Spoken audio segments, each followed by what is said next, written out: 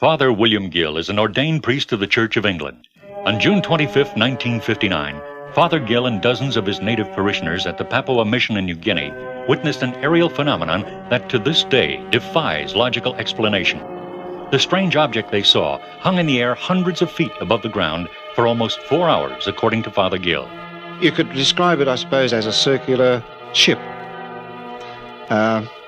with a kind of deck and bridge on the top. A big circular ship which wouldn't be very far removed from one's idea of a hovercraft, but no noise. It was a dull yellow, a bright orange-y colour. It wasn't as though the thing was itself lit up all around. It was more as though some other light was lighting it up. It didn't look as though it was like an electric light bulb, the light coming from within. And then all around the whole object was a sparkling effect. The following night, the strange object returned, and this time, Father Gill, along with 38 Papuans, noticed what appeared to be the silhouettes of occupants aboard the craft peering down at them. When we saw this object, and we saw figures on it, moving about, trying to do something, one of the natural reactions would be to wave, and this is what I did.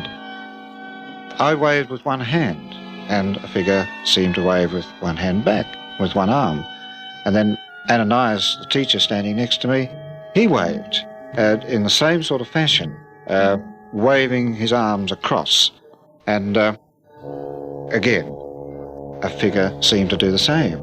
It seemed as though this figure was bending over a deck or a rail of a ship and simply responding to our waves.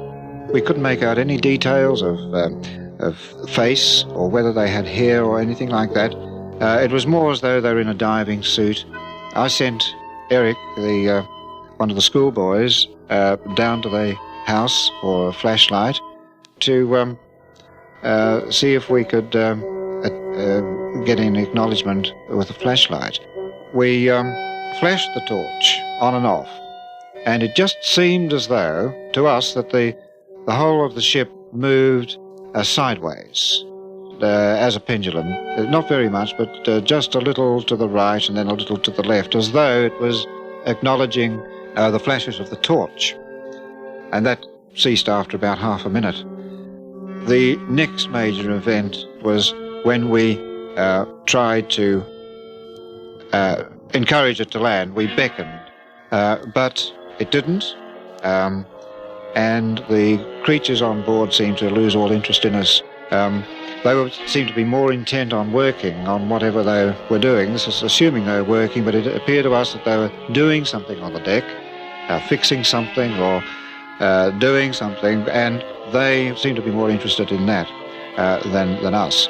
When it did disappear, it seemed to disappear very quickly, in that it either went off very quickly, so that in a matter of half a second or so, it was a large craft, which one might imagine about 30-odd feet in diameter, down to a pinhead of nothing, all within about half a second. Dr. J. Allen Hynek traveled to Papua New Guinea to personally investigate Father Gill's sighting.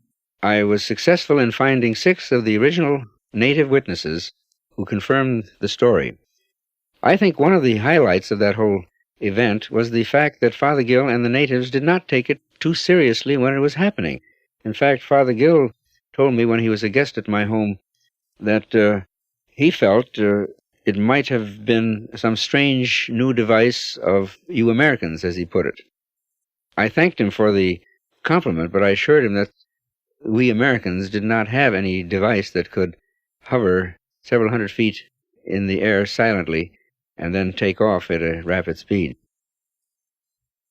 2:25 a.m., December 3rd, 1967. Ashland, Nebraska police officer Herbert Schirmer radioed a call for help to the sheriff's dispatcher in the nearby community of Wahoo. 408 Wahoo, 408 Wahoo. There's an object in front of me with red flashing lights. I'm getting closer. The object is taking form. It's of a disc-shaped 408 Wahoo. I need some help down here. I don't know what it is. It's moving over the left shoulder of the road.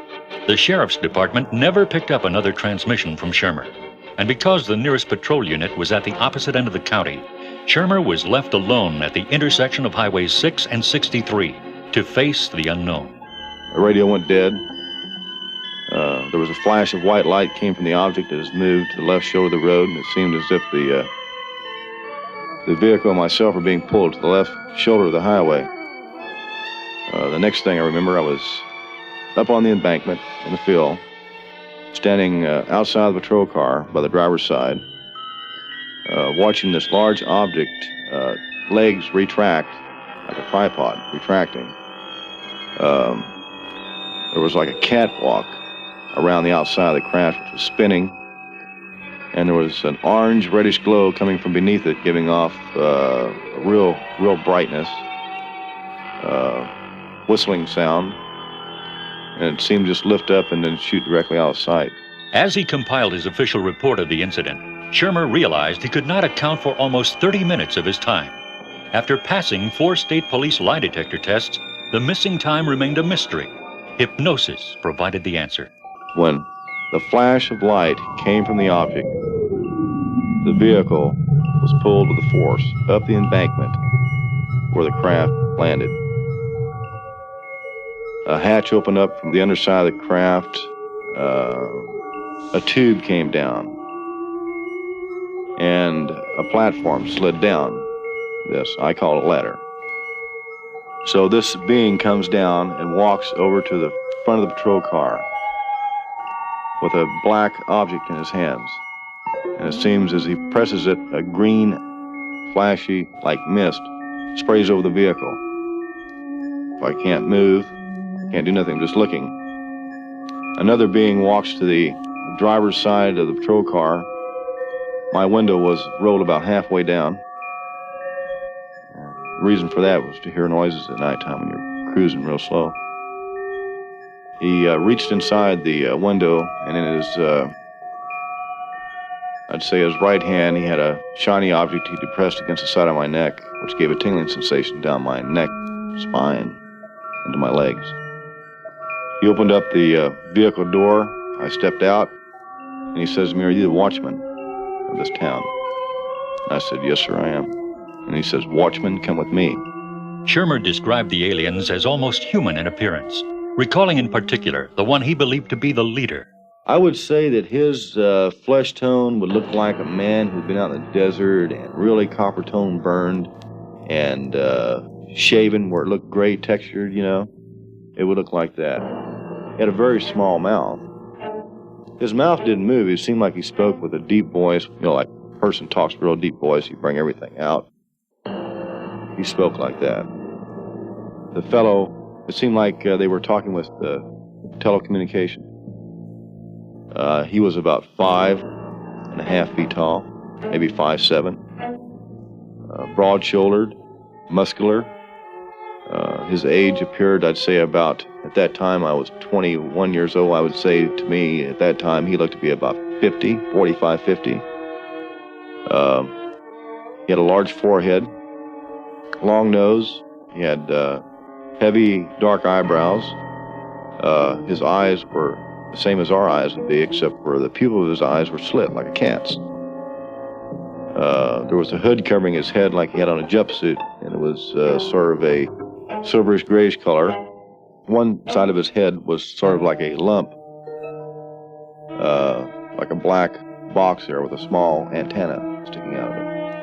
On the other side, you could see the form of the ear. He had on a black belt, black gloves, and black boots. And he seemed to have sort of like a holster, a black holster on the side of his hip, which I couldn't tell what was in it. And on his left side of his uniform was a diamond-shaped patch with a winged dragon on the patch. Each one of them had one. Schirmer was then led up the ladder and into the craft. The first level of the craft that we were in was a large circular room with large, like 55-gallon drums, canisters all the way around this room, with like a brass cable weaved through the top. And in the center of the room was computers, a couple of platforms, and the overhead ceiling was a large cone-shaped object which was spinning, floating freely in the center of the room, giving off a sort of a very light reddish glow. And I said, "What is this?" And he said, "This is how our craft operates." And I says, "What do you mean?" He says, "By reversible electrical magnetism. One of the purposes for us landing here was to extract electricity from your power source." And he says, "Follow me." And we walked over, and out of one of the portholes, this one pressed some buttons, and a blue boat shot out to the pole. It seemed like for about 60 seconds. Then it came back again. The boat came back again, like for about 60 seconds. And then it quit. He was then taken to the craft's second level, which he estimated to have been at least 40 feet above the ground. There was a large, the same size as the other room, but all kinds of computers, charts, graphs. There was like a large screen. We walked directly over to that. As we were walking, I noted that there was another being opposite of him at a panel. And he pressed some buttons, and he showed a group of stars off in the distance, and said, "This is where we are from, a galaxy next to your galaxy." And watched me, he says, "One day, you yourself will see the universe as I have seen it." And told me that I would not speak wisely of what I've seen or what I heard when I left. And then he escorted me outside of the craft to my vehicle, where I turned and he touched my shoulder and I touched him, and then I knew that there was a real sensation there. He went back to his craft and took off. There had been a 5-minute power failure in Ashland, Nebraska that night. In addition, a charred power pole was found about 200 yards from the landing site. Its transformer burned out. 9 other people reported sighting a strange light in the sky that evening, but Herbert Schirmer took the brunt from skeptics and debunkers. He was eventually forced to leave the town in which he had grown up. Because there are no known witnesses to corroborate Schirmer's testimony, we turn to PSE expert Charles R. McQuiston. We have about 15 charts up there, and as I said, I can't find any holes in his story. This is by far the most specific instance in terms of details, like the patch, the arm patch and the winged dragon. And usually these people don't go into such specific detail, but he does it, so I have to believe his story because there's nothing in the charts that would refute what he's saying. January 6, 1976. Elaine Thomas and Louise Smith had treated their friend Mona Stafford to a birthday dinner at a restaurant 30 miles from their homes in Liberty, Kentucky. Around 11:15 p.m., as they were driving back, they became dizzy. Their heads ached miserably. Looking up, they were horrified to see a huge, brightly colored circular object hovering over their car. Louise Smith lost control of the vehicle, and the next thing they knew, it was almost 2 hours later, and they were 12 miles further down the road. When they returned home, Louise Smith noticed a burn mark on her neck. And my neck was burning, and I asked Mona to look at my neck. And then we all got to comparing, because we were all burning and hurting, And Mona's eyes, they were something terrible. So we looked at our necks, I looked at Mona's, and we each had a mark on our neck about 3 inches long and 1 inch wide. That just the top layer of skin looked like it had been removed. So I looked at my watch to see what time it was. And the minute hand was going as fast as the second hand should have been going. Completely malfunctioning. I picked up my alarm clock and it starts doing the same thing. Everything I touched went haywire, And when I went into the bathroom and started to wash, I burned just like, it was almost like I was scalding myself, from the heat. And so we did go to the doctor, and he told us that we definitely was exposed to something like radiation that could have been the reason for the burning, for the hurting in Mona's eyes, and all of this. Dr. Leo Sprinkle, an associate professor of psychology at the University of Wyoming, heard about the experience and agreed to try hypnotic regression on the women to help them recall the time for which they could not account. Listen closely to this exclusive portion of Dr. Sprinkle's original hypnotic interview with Louise Smith, and note her anguish as she relives the experience. It was right over me. It was right over you? Okay. Okay. What is it? Oh. It looks like it's going to crash. God, what is it? Didn't know what it was. It was really frightening. What happens now? I don't want to look at it no more. It's so frightening, it's hard to look at. Yeah.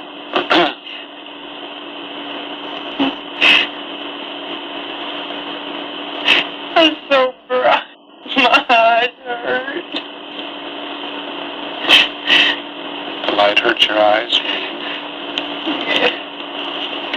I can't control my car. Can't control the car. No.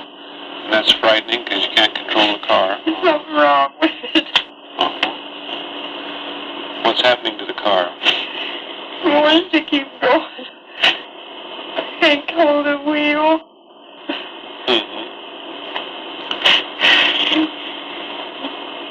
My aunt won't help me. So I wanted to help you hold on to the wheel. But I don't have my foot on the gas. You have your foot off the gas pedal. Not on there. And still the car's going.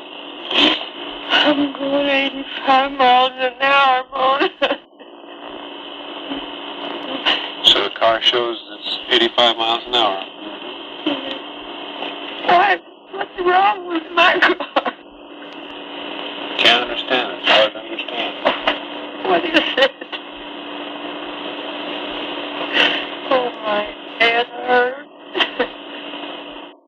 Leonard Stringfield, a former Air Force UFO investigator, now affiliated with the Mutual UFO Network, was present for several of the hypnotic sessions. The contortions and the crying that these women showed, during the hypnosis.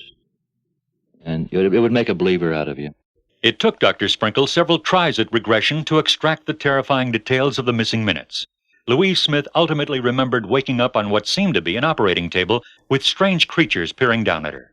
They were about 4 to 4.5 feet tall, and they wore a dark, tight-fitted suit and a hood. The hood was tight-fitted also, The only thing visible was the eyes.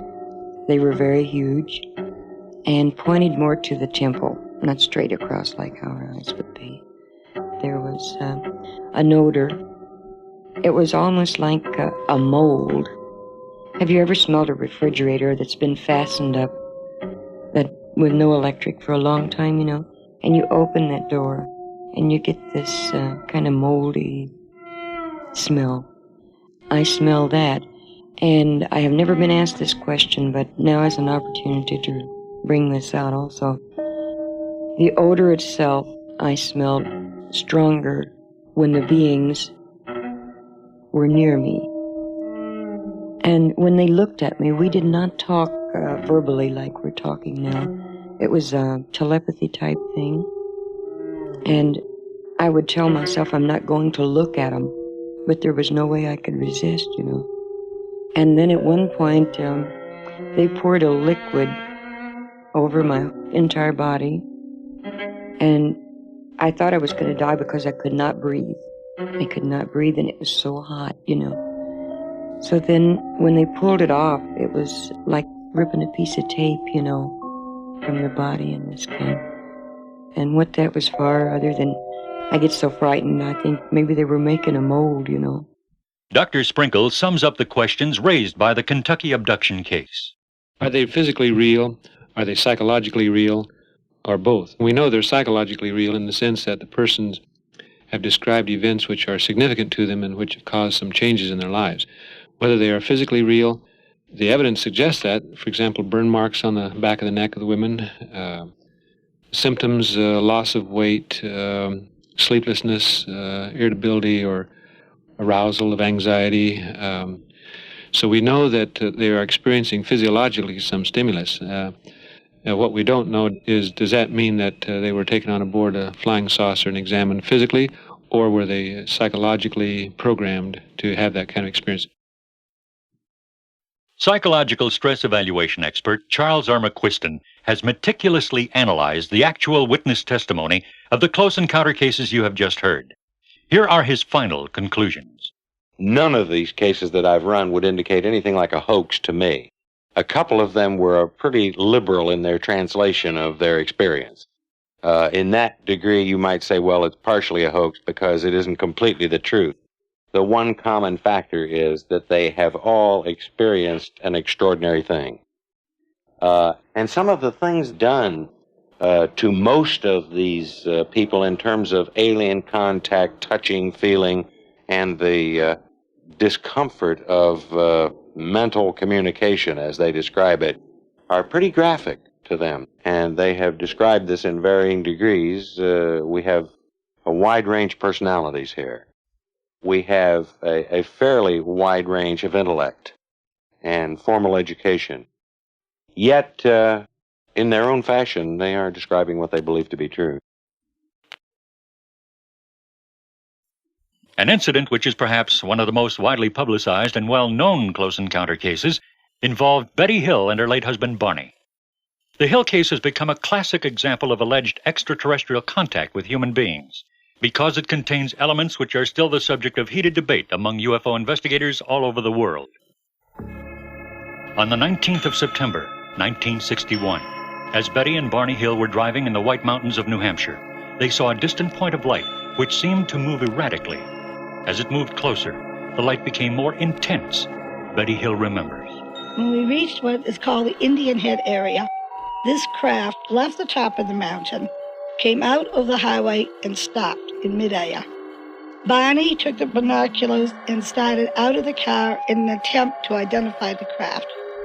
And as he did this, he saw a group of figures standing in the windows looking down at him. One was saying to him, "Don't be afraid. Keep looking. Keep looking. Stay there. Don't be afraid. No harm's going to come to you, but stay there." And the craft started to descend. And Barney ran back to the car, saying we had to get out of there. They were going to capture us. And we took off speeding down the highway. There was a series of beeping sounds. That was all the Hills could remember about the incident when they finally arrived home, but they both had an uneasy feeling that there was something more.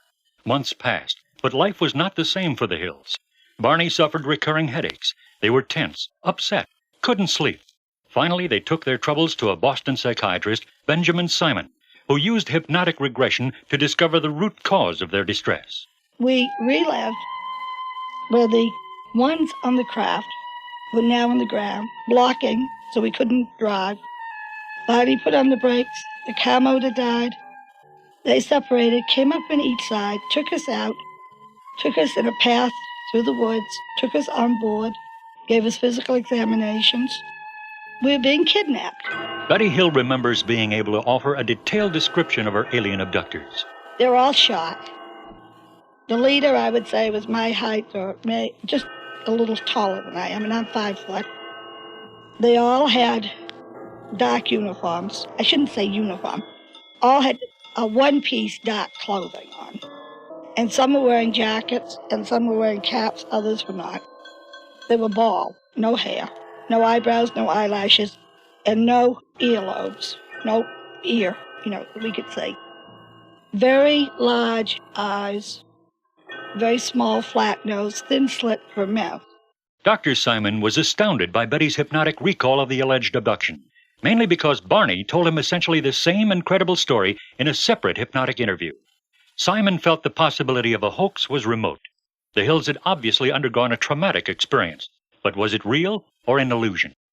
Betty Hill describes her experience aboard the craft. I was shown a star map. When he showed me the map, he said, "Do you know where you are on the map?" And I said, "No, I don't." So I assumed he meant our sun and planets. He also said the heavy lines on the map were places they went all the time. The lighter lines were places they went occasionally or frequently. The broken lines were expeditions. And of course, our own sun system was a place where they go frequently or occasionally. Through a post-hypnotic suggestion, Betty reproduced the star map. Years later, an Ohio schoolteacher, Marjorie Fish, saw the map and began a tedious attempt to verify its accuracy.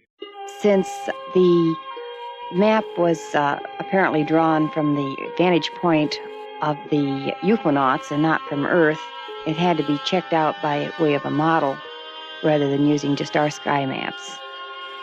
And so I started to get information on how to build and started building models of the nearby star systems. I built about 22 models in all.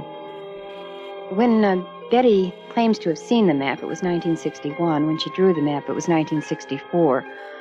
The original data I worked with were catalogs from 1963 and 1964, and I was not able to find the whole pattern. I did get a large part of the pattern, but I couldn't fit in the last three that had lines to or any of the background stars.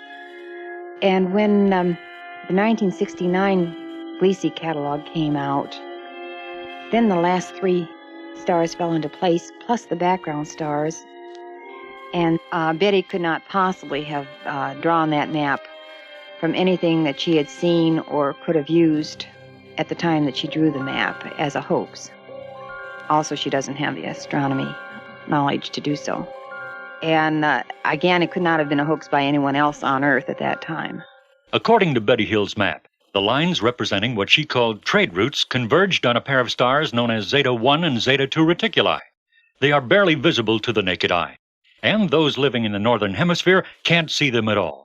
Their estimated distance from Earth is just over 37 light years. Stanton Friedman, physicist and noted UFO lecturer, says that according to Einstein's theory of relativity, 37 light years would be much shorter for those traveling aboard a craft than for those left behind. What Einstein really said is not only that things can't go faster than the speed of light, and he put it in a much more technical fashion than that, but that as you get closer and closer to the speed of light, time slows down for the things moving that fast. So that, for example, at 99.9% of the speed of light, you could go a 37 light-year distance, forgetting the acceleration time for a moment, in 20 months pilot time. Now, if you really crank up the engine, put her in 6th gear or something, and go 99.99% of the speed of light, it would only take 6 months pilot time for a one-way trip of a distance of 37 light years. It's mind-boggling, sure, but it's real. Betty Hill's star map is probably the most convincing evidence of alien visitors to Earth thus far. Dr. Hynek summarizes the Hill case. Now, what many commentators seem to have missed in this star map situation, and which makes the case truly unique, is that the lines connecting certain stars that were drawn by Betty Hill, who by her own admission knew little of astronomy, just happened to connect only those stars that, like the Sun, are capable of supporting life on a nearby planet. The odds against this happening purely by chance are staggering, especially when one considers that of the 1,000 stars in the solar neighborhood, only 48 fall into this category. Finally, the Air Force has confirmed that a UFO was tracked on radar in the vicinity of New Hampshire's White Mountains on the night of the Hill's abduction. One of the most perplexing questions which remains unanswered is whether the American government knows more about the UFO phenomenon than it's telling. Former CIA employee Brad Ayers, now with the Center for UFO Studies, thinks the immense bureaucratic machinery is making it nearly impossible for the public to find out. I've found, although I've listened to hundreds of stories and a lot of allegations, I found no hard evidence that the government is deliberately repressing information about UFOs. I think that a lot of what is attributed to repression of information or the suppression of information is reduced to just simple bureaucratic ineptness and red tape. What about the possibility that there is indeed physical evidence of extraterrestrial visitations to Earth, perhaps locked away in the dark vaults of government secrecy? Astronaut Gordon Cooper is among several authorities who are unwilling to dismiss the theory as pure fiction. Cooper himself has heard rumors of crashed saucers recovered by the military. There was some accident involving a UFO, and from there it varies greatly. There were occupants in each of the rumors that I've heard, but from there on it varies greatly as to whether they were all alive or some alive or what the extent of damage was to them, and then as to what happened to them is quite variable. The particular rumors aren't necessarily from people who've been involved, but they come from so many different sources that it would lead you to believe that it certainly is worth investigating a little further. My personal feeling all along has been that I feel that the government should be honest with the citizens of the United States, and I think they really underestimate the intelligence level of the citizens of the country by continually hiding things from them. Dr. J. Allen Hynek. Over the years, these rumors have persisted. Hardly a week goes by without my being asked about the crashed saucer stories. My response to these rumors has always been complete skepticism. Recently, however, some of my colleagues, investigative research associates, have probed into these stories, and some intriguing information has surfaced. I believe it is quite worthwhile to let listeners to this record have the benefit of some preliminary findings. In any event, a rather dramatic story has developed. It starts with the following affidavit of one Lieutenant Colonel Robert B. Willingham. Down in Dice Air Force Base in Texas, we were testing what turned out to be the F-94s. They reported on the scope that they had an unidentified flying object flying at a high speed going to intercept our course. It became visible to us, and we watched it, and we wanted to take after it, but headquarters wouldn't let us go after it, and it played around a little bit, and we got to watching how it made 90-degree turns at this high speed and everything. We knew it wasn't a missile of any type. Willingham's sighting occurred late in 1948, but he remained silent about the experience for nearly 30 years, deciding only recently to forsake an oath of secrecy in the public interest for this investigation. When the incident took place, the UFO was originally tracked by a chain of radar stations along the Arctic Circle called the Dew Line, part of North America's air defense system.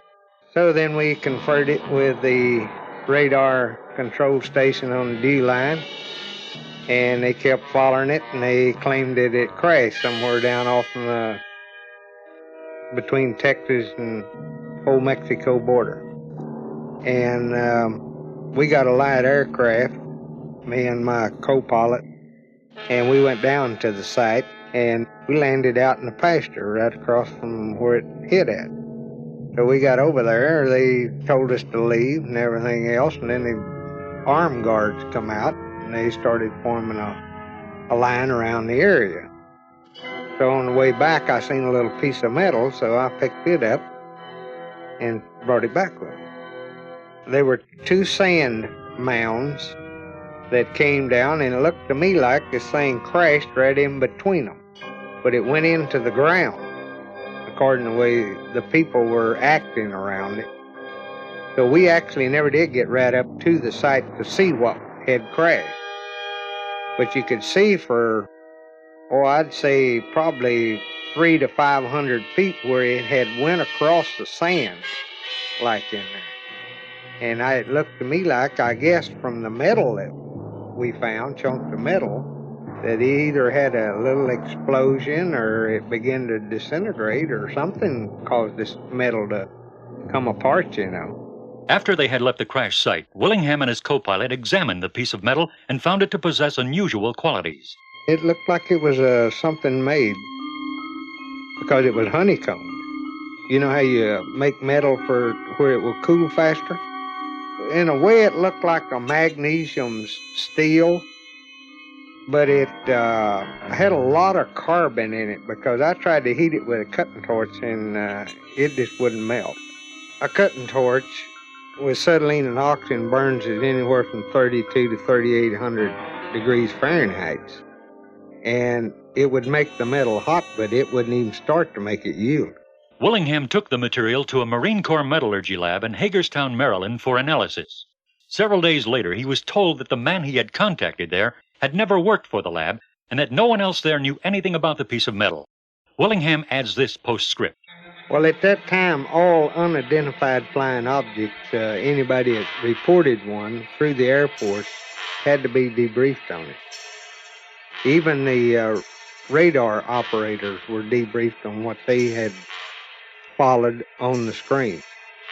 We were not to even discuss it among the pilots that had seen it that had been on this mission. We weren't even discussing it among ourselves. We signed papers that we would not discuss it with nobody. Investigative Research Associates, with the help of former National Security Agency intelligence specialist Todd Zeckel, traced a former aide to an Army general who claimed to have been shown a crashed saucer, which was reportedly being stored and studied at a Virginia military installation in the mid-1960s. Herbert Coyer was a student at a southern university where the one-time general's aide is currently employed.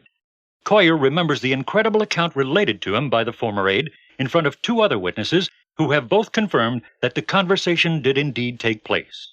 The story began with a crash of a flying saucer, a small vessel approximately 12 to 13 feet across, in White Sands Proving Ground in New Mexico in 1951.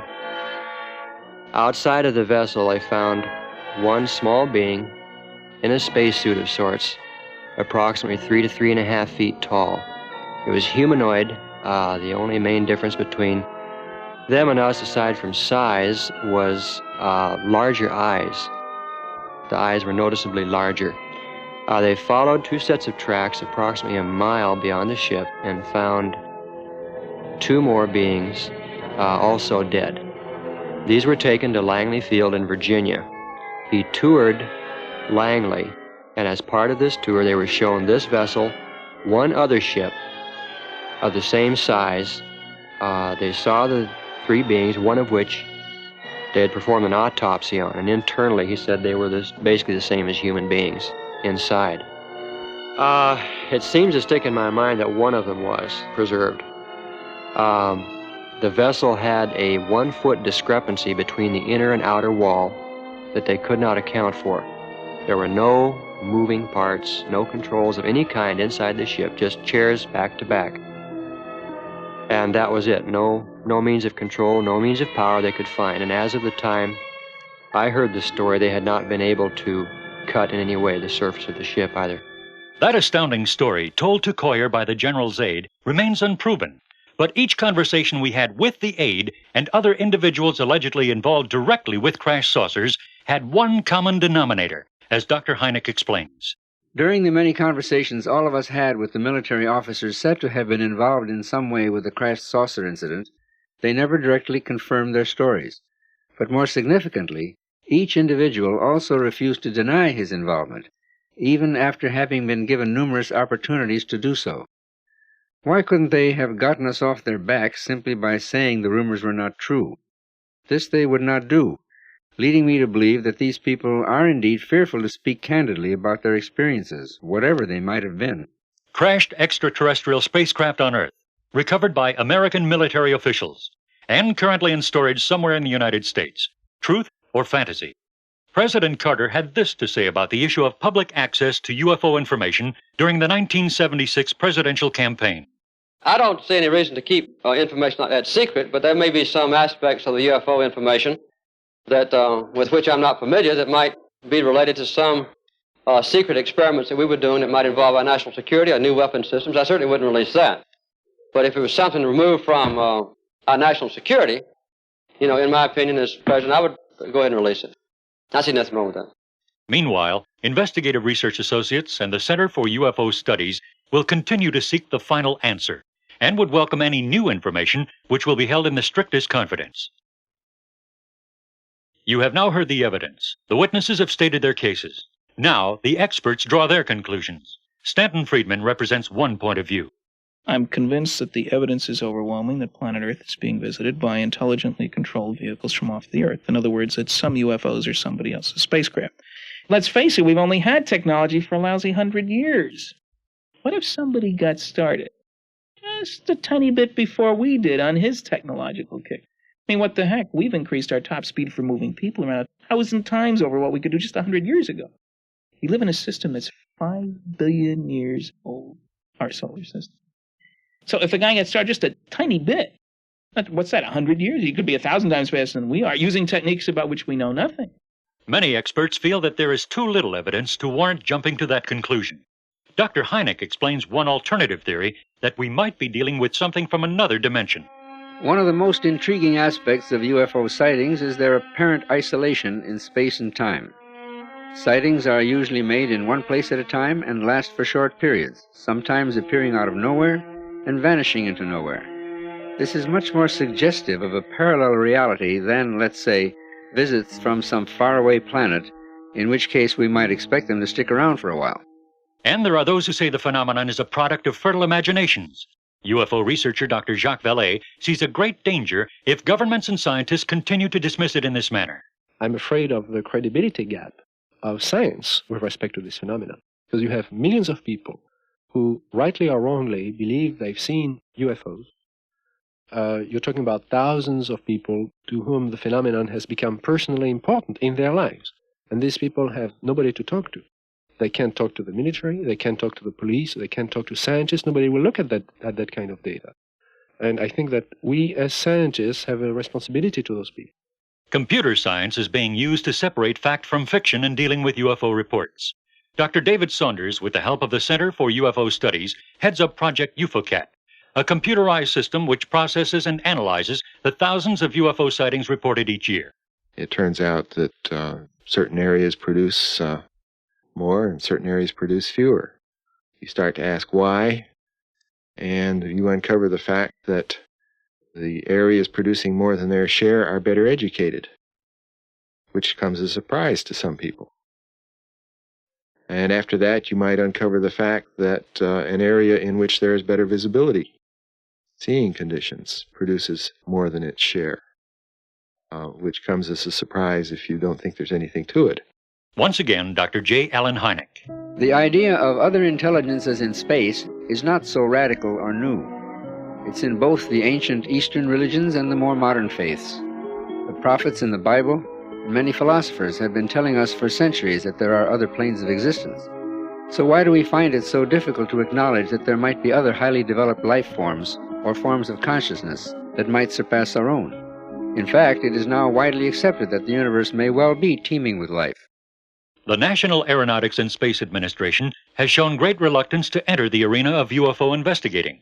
And yet, ironically, NASA saw fit to include an unusual and significant recording aboard the Voyager 1 and 2 exploratory probes on their intergalactic missions to Jupiter, Saturn, and beyond. The introduction to the 2-hour recording is by Kurt Waldheim. As the Secretary General of the United Nations, an organization of 147 member states who represent almost all of the human inhabitants of the planet Earth, I send greetings on behalf of the people of our planet. We step out of our solar system into the universe seeking only peace and friendship, to teach if we are called upon, to be taught if we are fortunate.